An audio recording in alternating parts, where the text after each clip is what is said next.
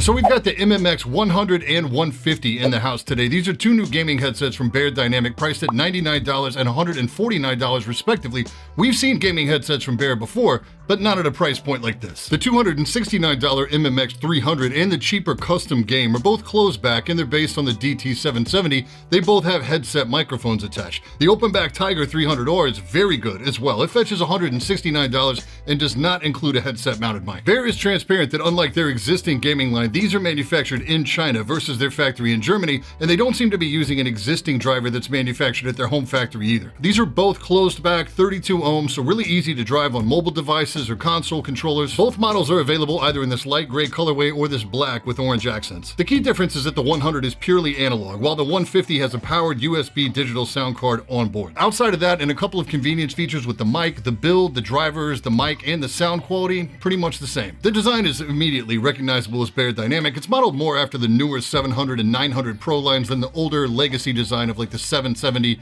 990, etc. Steel headband, aluminum forks, and outside of that, a mostly plastic build. It's pretty light too, at 305 grams on my scale. The plastic cups here seem to be very durable, which is normally the case with Beyer stuff. We have a faux leather padded headband. Ear pads are faux leather as well, round with a 56mm opening. These do have a pretty thick interior pad, which is good because these pads are very shallow. Like my ears touch all over these and they get very warm very fast. I wear these at one click on each side below the max adjustment. I do have a pretty tall head, but people with large or tall heads will want to be cautious with these. They also have a fair bit of clamping force, and the pads don't really do a lot to cushion that. Between that and the heat buildup, it's a shame because these are not some of the more comfortable gaming headsets I've ever worn, and that's not good, especially for a gaming product that's going to be worn at least a minimum of like 2 hours. All the controls are on the left ear cup, and we have a place to connect the detachable mic and the detachable cable, which has a design unique to this headphone. The 100 has a mic mute and a volume wheel, both of which feel pretty budget. You also get a 2-meter cable with the mic and headphone plug split, or a single shorter shared jack cable for use with controllers or like a Nintendo Switch. The 150 has a single clickable notched volume wheel that makes a really annoying sound, and it's way worse when you actually have them on your head. The 150 also has a USB-C connector, as it's got that digital sound card actually inside the headset as opposed to an inline device. So you have the option of running it either USB-C to USB-A to use that sound card, or simply going USB-C to 3.5mm analog for sources that don't have a USB port. The mic on both of these is a 9.9mm capsule cardioid mic. In the case of the 100, you'll be at the mercy of whatever your mic input is, whether that's plugged directly into your motherboard or you're using some kind of external DAC amp or sound card. I can't confirm that both the mics sound the same, which is surprisingly good. Like, the mics on gaming headsets have gotten very good. What we can't hear is the mic on the MMX 100 going directly into the motherboard because there's a short in here somewhere and the mic cuts in and out the entire time. What we are hearing is the mic from the MMX 100 plugged into the MMX 150, then going out over analog directly into the motherboard. The levels here are crazy. This is at like 65% mic volume, and there is plenty of volume here. It is worth noting I had to use my own splitter because the short analog cable that comes with the MMX 150 is only a single combo jack for use with a console controller. Now what we're hearing is the MMX 150 plugged directly into the computer via USB, so it's outputting over its own sound card. The quality is still very apparent, but it's really quiet. I had to boost this up to match the audio levels with the rest of the video. Even at 100% mic volume, we're seeing somewhere between -18 to -12 dB, so pretty quiet. It's worth pointing out too that the mic on the 150 here has a mute LED indicator and the 100 does not. For mic performance, I'm really impressed. This sounds far better than most of what I've heard at the $99 price point, and it even closes the gap between something like this and something that I've traditionally put up on a pedestal like the PC38X. These are closed back, so soundstage isn't normally the star of the show, especially at this price point. And you really do have to audit both of these at that $100 price point, because unless your source is just super trash, then both models sound the same, and the added price of the 150 basically covers the added USB functionality. The other benefits to close back are generally deeper, tighter bass, and passive noise isolation. I can't say that the passive noise isolation on these is very good. If you've got anything playing out of these at any volume level at all, it's really hard to hear anything going on around you. That makes these really good if you live in a noisy environment or don't want to disturb anybody else that you live with. I can also say that the audio performance on these might be the best I've heard at that $100 price point. It's a V-shape EQ. Bass is definitely present here, but not overwhelming or bloaty like the HyperX Cloud 2. Like most things Beyerdynamic, the highs are really emphasized. They can get pretty hot. Detail is a matter of perspective based on what you've heard, but again, I think the best way to say it is that these are leading the league at this price point. A lot of this too was based around music listening, because it's really hard to articulate stuff like this when you're just listening to footsteps and gunshots. The directional positioning or imaging is pretty solid, but like in Vanguard, that audio engine is garbage, and they're always doing way too much with the kill streaks.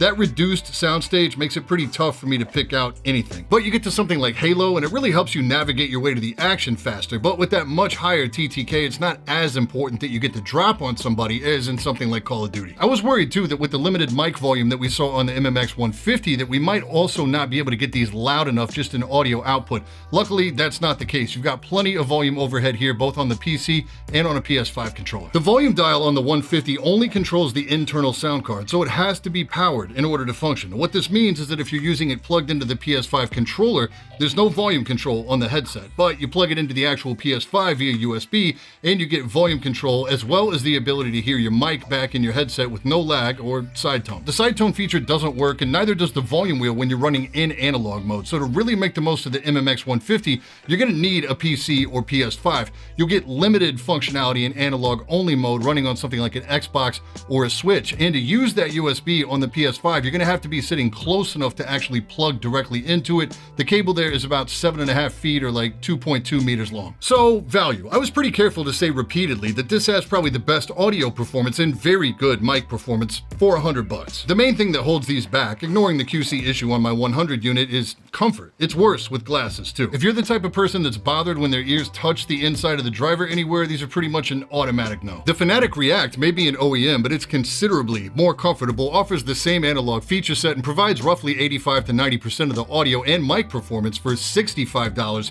versus $99. The old standard, the HyperX Cloud 2, is worlds more comfortable, suffers some bass bloat. It's about 75 to 80% of the audio quality. The mic on those is basically throwaway by today's standards. It's in bad need of a refresh. They are down to $70 now from $100, and it's not lost on me that those are based on the Takstar 80, which were themselves a knockoff of Bear's own DT770. And for those still saying go with the Ship 9500 and a V-Moda Boom Pro, it's better than any gaming headset, I feel like that's outdated advice. Gaming headsets, both in audio quality and mic performance, have really been forced to improve over the past couple years due to competition. In pulling out the Ship 9500 for this review, it's a really metallic timbre overall to the sound, and the details in the highs and the upper mid, so your footsteps, your reloads, your gunshots, the stuff you want really close to you, are pushed back in floaty feeling. I don't feel like this is still the good advice it was 3 to 5 years ago. It's just a shame they didn't go with a more comfortable design here. It would have been a clear-cut victory at that $100 price point, even with the restricted soundstage. And I do think the MMX 100 is a better value than the 150. You don't gain much, if anything, in audio performance. The mic side tone is nice, but your mic volume is pretty restricted, and the onboard controls only function in USB-powered situations. The volume adjustment on the MMX 100 is all analog, so it functions regardless of what you plug it into, which is especially nice for console controllers. Not to mention, at $149, it gets dangerously close in price to the PC38X. And while the mic performance is honestly very close, I much prefer the audio presentation here. It is an open back, so it's not great if you're looking for isolation, but whether I'm in Call of Duty or Halo, it feels basically 3D in comparison to the MMX 100. Not to mention, it'll handle pretty much any music listening situation well, whereas the MMX 100 is just passable for casual listening. If you don't need a mic on your head, you'd definitely be better served by Bear's own TYGR 300R, though it is open and lacks a detachable cable. In close back, even the DT770 is much more versatile. Comes in a 32 ohm variant as well, but again, lacks a detachable cable. So if you watch the channel regularly, you've probably heard me talk about Nebula. If you're not familiar, Nebula is our own independent streaming platform, built and owned by myself and other awesome creators like architect and designer Daniel Titchener, Real Science, and Tech Alter, who deep dives into the big business behind the technology that we use every day. Nebula has exclusive content, podcast, extended versions, even completely original features, and of course, all of our videos from YouTube are presented there with no ads or sponsor reads. And the best way to get access to Nebula is to sign up for CuriosityStream, the sponsor of today's video. CuriosityStream is the world's leading documentary streaming platform with thousands of really high-quality, high-budget documentaries, and they're adding new content all the time. Really great, interesting, educational stuff too, like this new series Underworld, where a team maps insane cave systems with 3D scanning software to give us a look at the unknown 95% of our planet. And CuriosityStream loves to support independent creators, so they have a bundle with Nebula where you can get access to both platforms for $14.79 per year.